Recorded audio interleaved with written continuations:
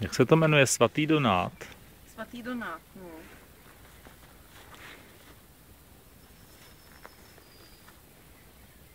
No.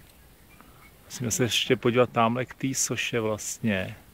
No ale tady taky, hele, to jsou fakt normálně tibetský nebo nepálský modlitební praporky. Jsem to viděl taky, no. To je fakt... A u té studánky ono to tam pak dají, co mají po ruce, no. Nebo jako ten, jak se tomu říkalo, posvátný háj. Že jo, dřív byly takový, že by někdo obnovoval tradice ze starověku. A ještě předtím, než přišlo křesťanství. Že ten strom vlastně, no jak jsi to říkala, že zrovna to je právě dub. No, právě. A je úplně celý, no, poje se těch šátků tady. Já jsem něco podobného viděl na Čortenu Karaťurek, ale to bylo na Altaji, jo. Ale tady no, jako jsme u Prahy, že jo. Tam, ale tady... V Ázii to jo, no. Ale ty střevíčky, viděl jsi to? Jo, tak to jsem si nevšiml. Jo, tak to jsem si nevšiml. No, tohle to je vlastně jeden z těch velkých dubů tady. Přímo proti té soše, jo. No.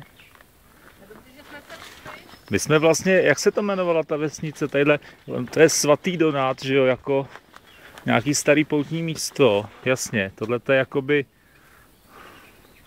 malinká taková studánka.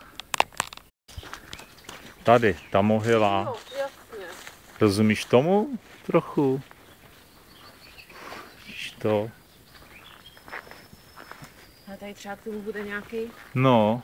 o lásce. Ale to je jako o lásce a to nevypovídá nic tady o původu toho. Ne. Co tam píšou? Počkej. Ty.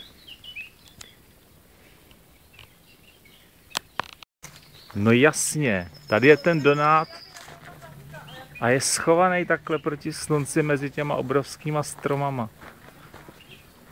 Jasně, my jsme na rozcestníku vlastně na té červené značce.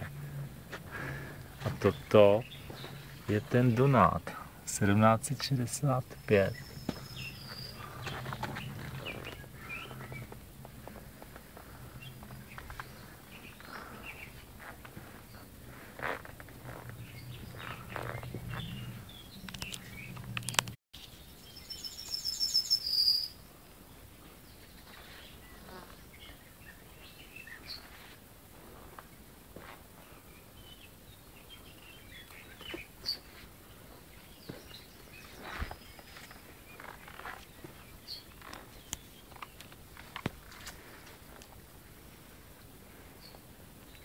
Je to tady.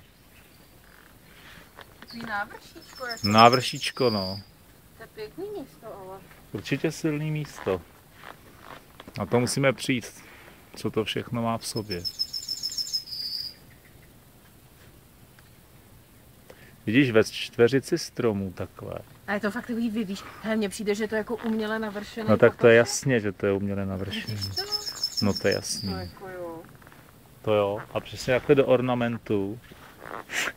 V polích vlastně. Ale to, že jsme se šli, to bude hodně zajímavé místo. Každopádně.